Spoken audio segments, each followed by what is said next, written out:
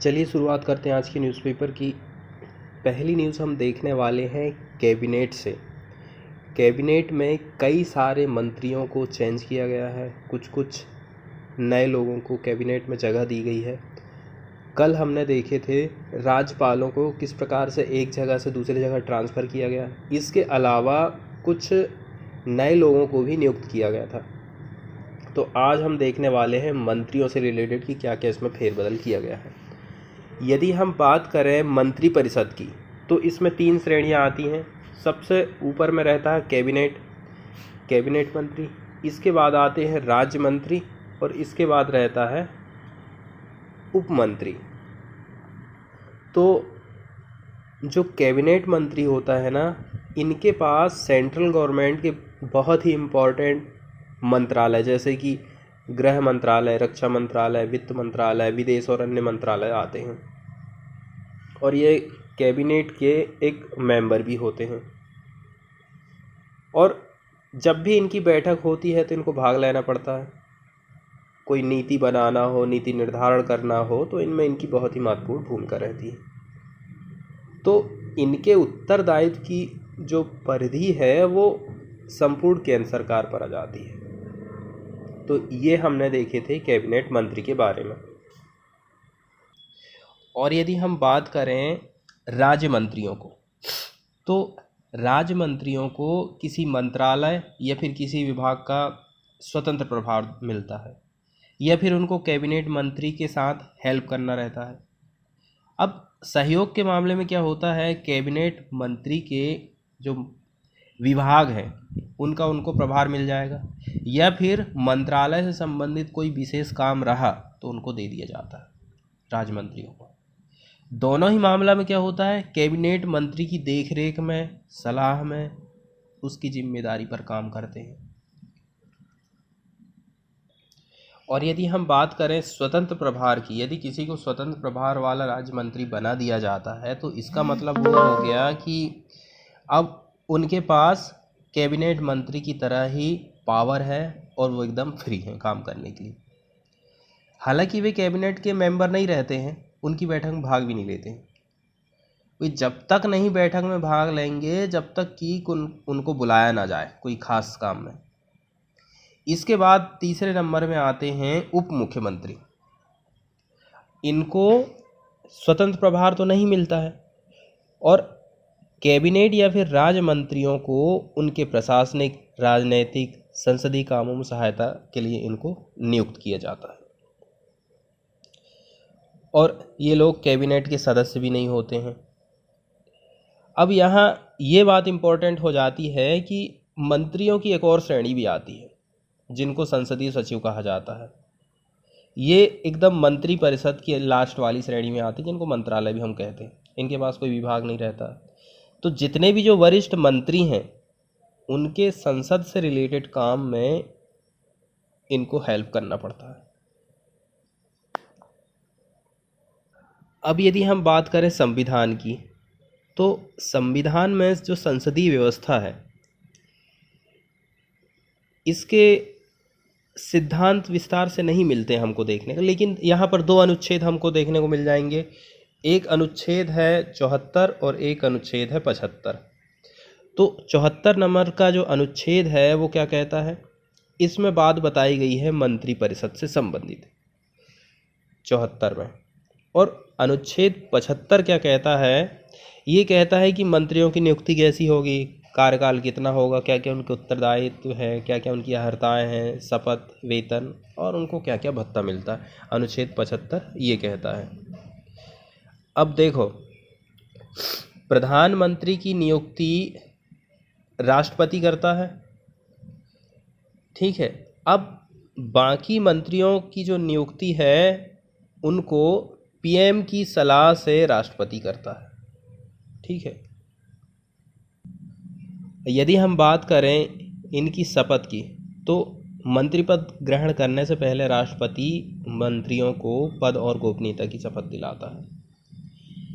इसके अलावा इम्पोर्टेंट ये हो जाता है कि प्रधानमंत्री जिन जिन लोगों का नाम सजेस्ट करेगा राष्ट्रपति को उनको ही मिनिस्टर बनाना रहता है।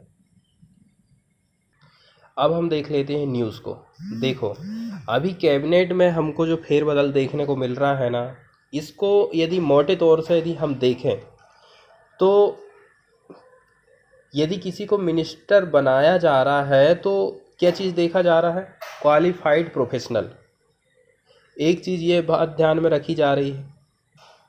दूसरी बात है, सभी क्षेत्र को राजनीति में हम कैसे करके उतार सकते हैं, सभी क्षेत्र को कैसे आगे बढ़ा सकते हैं, इसलिए इसमें सभी एरिया के मिनिस्टर को शामिल करने की कोशिश की जाती है। ठीक है, बैलेंसिंग रीजनल, और इसके अलावा सब कम्युनिटी भी आगे बढ़ सके, सभी कम्युनिटी के लोग, ऐसा नहीं है कि एक ही कम्युनिटी वाले लोग मिनिस्टर बनते रहें। तो कम्युनिटी को भी बैलेंस करने के लिए मंत्रिमंडल में फेरबदल किया जाता है।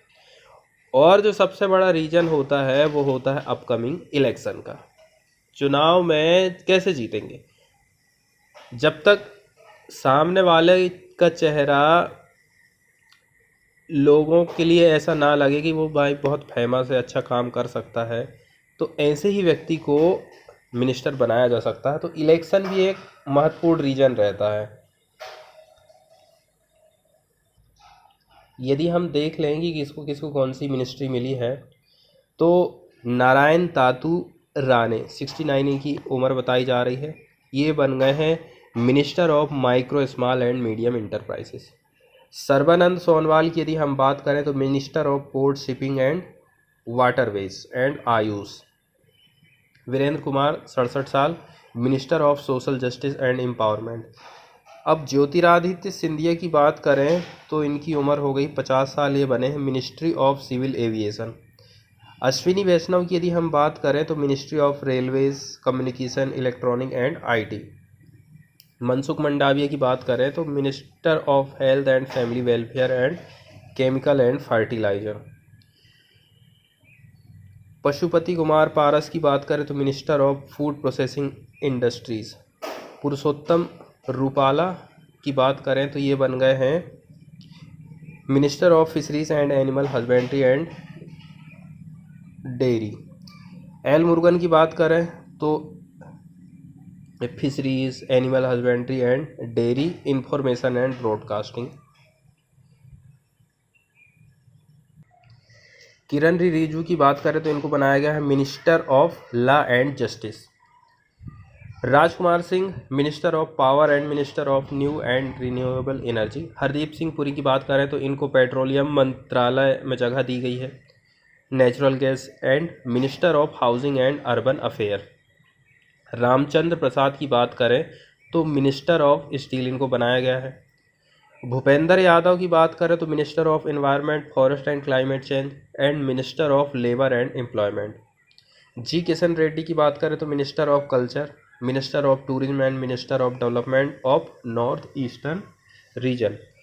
अनुराग सिंह ठाकुर की बात करें तो minister of information and broadcasting and minister of youth affairs. Pankaj Chaudhary की बात करें तो minister of state finance. Anupriya Singh Patel तो कॉमर्स एंड इंडस्ट्री के मंत्री बने हैं। कैबिनेट की कंपोजिशन की यदि हम बात करें तो एससी के मिनिस्टर 12 बने हैं और 8 मिनिस्टर एसटी के हैं। ओबीसी के हैं 27, इसमें से महिलाएं बनी हैं 11 और 4 बने हैं जो फॉर्मर सीएम थे ना, सीएम्स, और 25 है minister from state and union territory से। Out of the 43 minister sworn in 36 are new faces. 43 में से तो 36 ऐसे हैं जो नए चेहरे हैं, जिनको मौका दिया गया है, जगह दी गई है। इसके बाद सेकंड न्यूज़ हम देखते हैं। सेकंड न्यूज़ हम देखने वाले हैं दिलीप कुमार से रिलेटेड। तो इनकी डेथ हो गई है।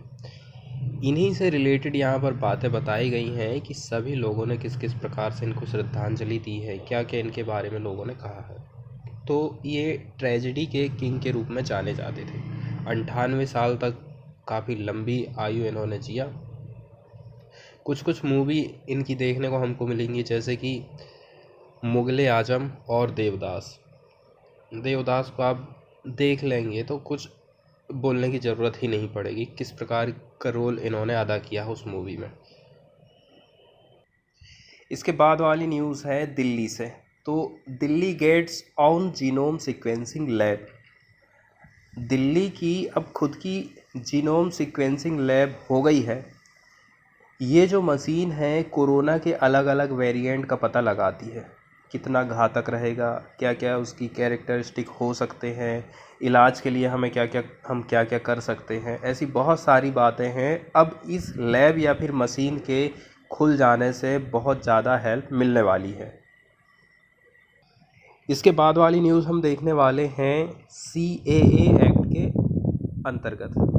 तो इसमें बात ये बताई गई है कि 6 पाकिस्तान के जो माइग्रेंट्स लोग हमारे इंडिया में आए थे और आकर रह रहे थे, उनको अब इंडिया की तरफ से नागरिकता प्रोवाइड कर दी गई है। और वो जो नागरिकता है CAA के तहत प्रोवाइड की गई है।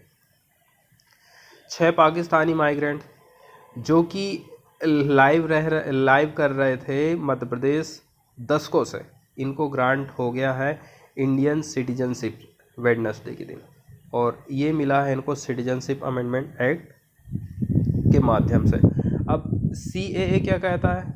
CAA को पास किया गया था 2019 में, जो ये बोलता है कि 3 देश पाकिस्तान, अफ़गानिस्तान और बांग्लादेश, यहाँ से यदि कोई नॉन मुस्लिम कम्युनिटी का व्यक्ति हमारे इंडिया में आकर के रह रहा है, बस गया है, तो इंडिया उसको नागरिकता देने का काम करेगा। ऐसा कानून CAA के माध्यम से बनाया गया था।